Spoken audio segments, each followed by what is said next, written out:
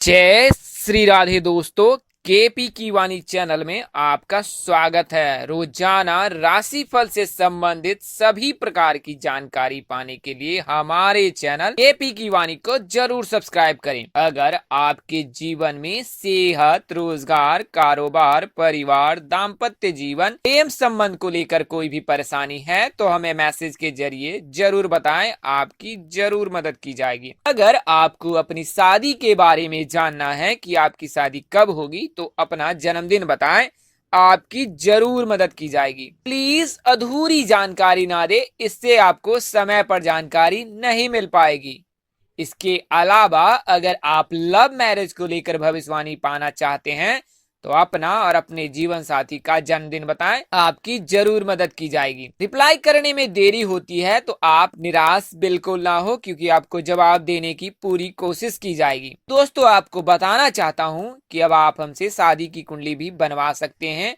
इसमें आपको शादी से संबंधित सभी जानकारी प्राप्त होगी कि आपकी शादी कब, कहां, कैसे, किससे, कितनी दूरी पर होगी, कैसा रहेगा ससुराल, ससुराल में लोग कैसे होंगे। इन तमाम तरह की जानकारी आपको कुंडली बनाकर दी जाएगी। इसके अलावा लव मैरिज की सटीक गणना अंक ज्योतिष के हिसाब से बताई जाएगी। आप कैरियर के बारे में भी जानकारी पा सकते हैं।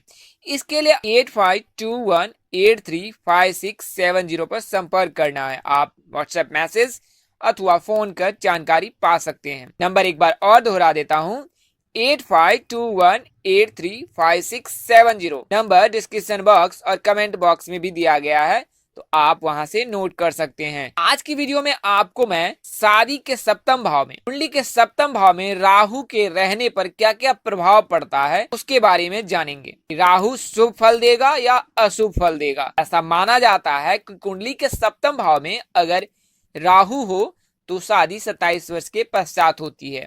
हालांकि यह फलदायी भी होता है और अशुभ भी होता है। तो इन तमाम तरह की जानकारी आइए हम विस्तार पूर्वक जानते हैं कि राहु कब शुभदायी होता है और कब अशुभकारी होता है। राहु छाया ग्रह है, ग्रंथों में इसका पूरा वर्णन है। आपको भी पता होगा कि राहु और केतु दो अशुभ ग्रह माने जाते हैं और इनकी उत्पत्ति समुद्र मंथन के समय में, अमृत पान के समय में, श्रीमद् भागवत पुराण में शुक्रदेव जी ने स्पष्ट वर्णन किया है कि राहु 10,000 योजन नीचे सूर्य के स्थित है। यानी कि सूर्य से इसकी जो दूरी है वो 10,000 योजन है। यह मिथुन राशि में उच्च होता है और धनु राशि में नीच होता है।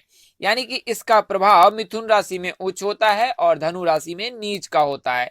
राहु और शनि रोग कारक ग्रह है, इसलिए यह ग्रह रोग जरूर देता है। अचानक घटनाओं के घटने के योग भी राहु के कारण ही होते हैं। आसान शब्दों में आप इसे ऐसे समझ सकते हैं कि अकारण और अचानक घटनाओं के कारक राहु ही माने जाते हैं। राहु के इष्ट सरस्वती हैं और राहु को बुद्धि का कारक भी माना जाता है। राहु को शनि के समान क्रूर और पापी माना जाता है। इसलिए कहा गया है कि राहु की क्रूर नक्षत्रों में स्थिति बहुत घातक हो जाती है। ऐसी स्थिति में तृतीय भाव में राहु होने पर भाई से, चतुर्थ भाव होने पर माता से, पंचम भाव में होने पर संतान से, सप्तम भाव में होने पर पत्नी से और दसम भाव में होने से पिता के लिए नुकसानदेह होता है। राहु की सप्तम भाव में उपस्थिति दाम्पत्य जीवन के लिए भी अशुभकारी हो सकती है। ऐसी स्थिति में अविवाहित रह सकते हैं आप। जीवन साथी की अकाल मृत्यु हो सकती है। जीवन साथी रोगग्रस्त हो सकता है। जीवन साथी का अनैतिक चरित्र भी हो सकता है। संतानहीन होना राहु के ही कारक माने जाते हैं, जबकि जीवन साथी का अति क्रोधी, झगड़ालू या बेप्रवाह होना, इन सभी बातों के कारक राहु को ही माना गया है। कवि व ज्योतिषी कालिदास ने अपने ज्योतिष ग्रंथ उत्तर कालामृत में वर्णित किया है कि यदि राहु स्वराशि, उच्च राशि अथवा अपनी मूल त्रिकोण राशि में स्थित होते हैं तो वे संपूर्ण जगत का अतुल बल प्राप्त कर लेते हैं। इसे आप ऐसे समझ सकते हैं कि अगर राहु उच्च राशि में हो या मूल त्रिकोण राशि में स्थित हो तो वह संपूर्ण जगत का बल प्राप्त कर लेता है और व्यक्ति को अपना अधिकाधिक शुभत्व प्रदान करने से कभी नहीं हिचकते। अन्य कारणों से वैवाहिक जीवन में आने वाले कलेशों, मनमुटावों और अविवासों का हरण कर दाम्पत्य जीवन को सुखमय बना देता है। यहाँ राहु शुभकारी फल दे रहा है। अगर स्वराशि, उच्च राशि अथवा मूल त्रिकोण में स्थित हो तो फिर यह आपके वैवाहिक जीवन के लिए सुखमय रहता है। ऐसा भी होता है कि व्यक्ति का जीवन साथी अकाल मृत्यु को प्राप्त हो जाए तो राहु देव की शुभ एवं अनुकूल स्थिति उसे दूसरा जीवन साथी उपलब्ध कराकर उसे गृहस्थ जीवन और दाम्पत्य जीवन को पुनः पटरी पर ला देता है। तो किसी किसी जातक की होती है कि जीवन साथी से अलगाव होता है, तो अगर उनके जीवन में किसी दूसरे जीवन साथी का आगमन होता है तो उसके भी कारक राहु ही होते हैं। यह राहु प्रेम, लव मैरिज के लिए भी शुभदायी फल देता है। वह पुनः सुख एवं शांत जीवन जीने लगता है। अपनी मूल त्रिकोण उच्च या स्वराशि में राहु देव को अतुल बल प्राप्त होना बताया गया है। अतुल बल से तात्पर्य है किसी भी परिस्थिति में परिस्थिति को अनुकूल बना देना, अनुकूल परिणामों की स्थिति उत्पन्न करना है। राहु केतु 7वें भाव में होने पर अपना प्रभाव वैवाहिक जीवन और दैनिक व्यवसाय पर डालते हैं, जिसका फल 7वें भाव में राहु केतु की स्थिति के अनुसार होता है। राहु एक रहस्यमयी और समझ से परे छाया ग्रह है। जो राहु को समझ लेता है वह इसके फल को भी समझ लेता है। केतु भी एक आप छाया ग्रह है जो राहु का ही मूल हिस्सा है, जो लगभग राहु के समान ही 7वें भाव में फल देता है। कुंडली का 7वां भाव शादीशुदा जिंदगी और साझेदार व्यापार दैनिक व्यवसाय का होता है। यहाँ राहु 7वें भाव में किसी ग्रह की राशि में है, उस ग्रह की कुंडली में क्या स्थिति के अनुसार वह प्रभाव देता है। यानी कि अगर सामान्य रूप से 7वें भाव में राहु या केतु या कोई भी पापी ग्रह शुभ नहीं होता है, तो वहां फिर राहु का होना नुकसानदेह होता है। राहु वायु तत्व राशि यानी कि मिथुन, तुला और कुंभ में सबसे ज्यादा फल देता है। कि अगर राहु विवाह घर में राहु बैठा पड़ा है और उसकी राशि मिथुन, तुला या कुंभ है तो फिर यह विशेष फलदायी देता है। इन 3 राशियों में राहु 7वें भाव में अकेले बैठता है और गुरु शुक्र बुध से देखा जाता है, यानी कि गुरु शुक्र बुध की दृष्टि हो तो वैवाहिक जीवन के लिए शुभ परिणाम देता है। यानी कि अगर आप राशि मेष से लेकर मीन में है और 7वें घर में राहु बैठा है और उसकी जो राशि है वो मिथुन, तुला या कुंभ है और गुरु शुक्र बुध की दृष्टि है, तो आपके लिए सोने पे सुहागा रहने वाला है।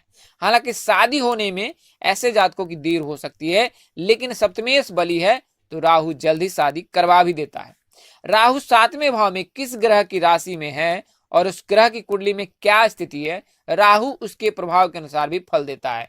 बिना सप्तमेश की स्थिति के राहु पूर्ण फल नहीं देता है, चाहे किसी भाव में राहु की यह स्थिति कुंडली में क्यों ना हो। राहु 7वें भाव में होने पर शुभ कब नहीं होता है, इसकी बात करते हैं। राहु एक पाप ग्रह है। जब यह 7वें भाव में किसी पापूर ग्रह या सप्तमेश के साथ बैठ जाता है तब 7वें भाव संबंधी अशुभ फल देता है। जैसे राहु के साथ 7वें भाव में शनि, मंगल बैठ जाने से या वैवाहिक जीवन और व्यापार के संबंध में कोई शुभ फल न देकर उल्टा वैवाहिक जीवन को ही खराब कर देता है। यानी कि अगर राहु के साथ शनि या मंगल है तो फिर आपके जीवन में केवल अमंगल ही होगा। 7वें भाव के राहु को शनि या मंगल का युति या दृष्टि संबंध का साथ मिल गया है।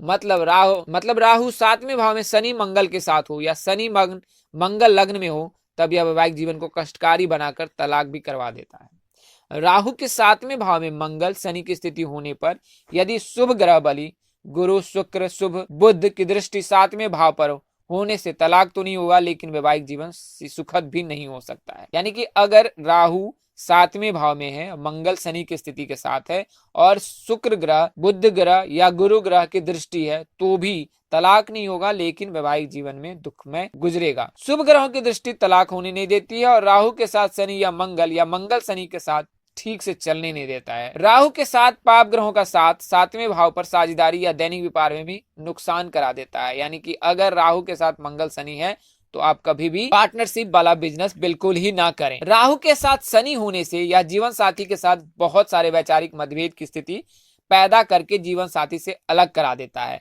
और मंगल के साथ राहु 7वें भाव होने से लड़ाई झगड़ों के द्वारा जीवन साथी से अलगाव होता है। यदि 7वें भाव में शनि और राहु होते हैं तब जीवन साथी का स्वभाव बहुत ही अजीब और समझ से परे रहता है। व्यक्ति का जीवन साथी एक पल में कुछ तो दूसरे पल में कुछ होता है। अपने स्वभाव और व्यवहार से वह दोनों एक साथ नहीं रह पाते हैं।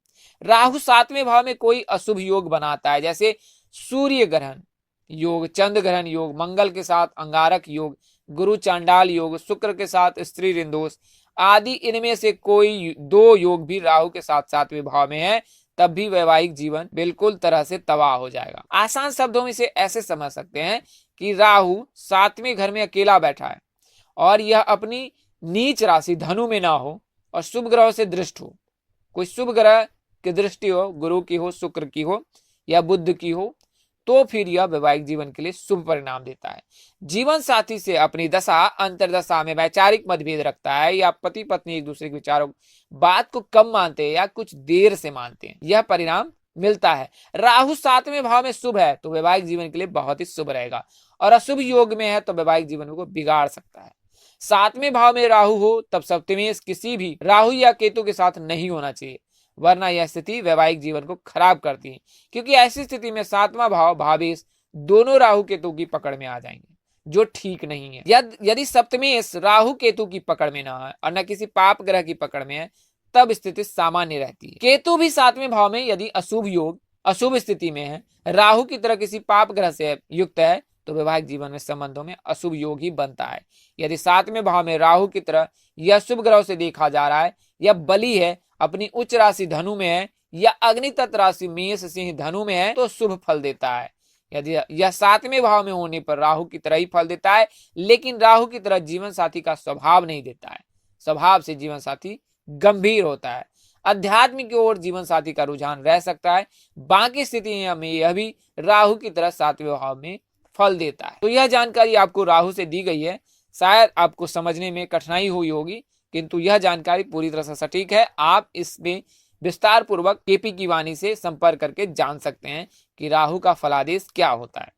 इस वीडियो में बताई गई जानकारी ज्योतिष पंचांग मान्यता और धर्म ग्रंथों से दी गई है। हमारा उद्देश्य महज आपको सूचना पहुंचाना है, आप इसे सूचना हेतु ही ले।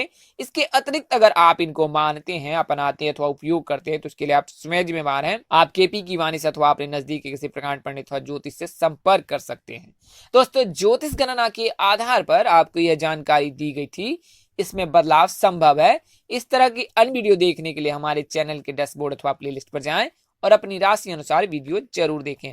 तो दोस्तों, आपको यह जानकारी कैसी लगी, लाइक, कमेंट और शेयर कर हमें जरूर बताएं। अगर आप मेरे चैनल पर नए हैं तो चैनल को सब्सक्राइब भी कर लें, साथ ही बेल आइकन को प्रेस करना ना भूलें। माता रानी कृपा से आपके चेहरे पर हमेशा मुस्कान बनी रहे, आप परिवार स्वस्थ एवं सुखी रहें। आप सभी के प्यार और स्नेह के लिए आप सबको हृदय से धन्यवाद करता हूं। आप लोग इसी तरह हमारे साथ जुड़े रहे, इन्हीं शुभकामनाओं के साथ आपसे विदा लेता हूं कि जल्द एक नई वीडियो और एक नई जानकारी लेकर आपके समक्ष हाजिर होऊंगा। तब तक के लिए इस नाचीज दोस्त को इजाजत दें। आप जहां रहे मस्त रहे, स्वस्थ रहे, व्यस्त रहे। माता रानी कृपा आप पर बनी रहे। नमस्कार, जय श्री दोस्तों, जय श्री कृष्णा, जय माता दी, जय वाहिगुरु।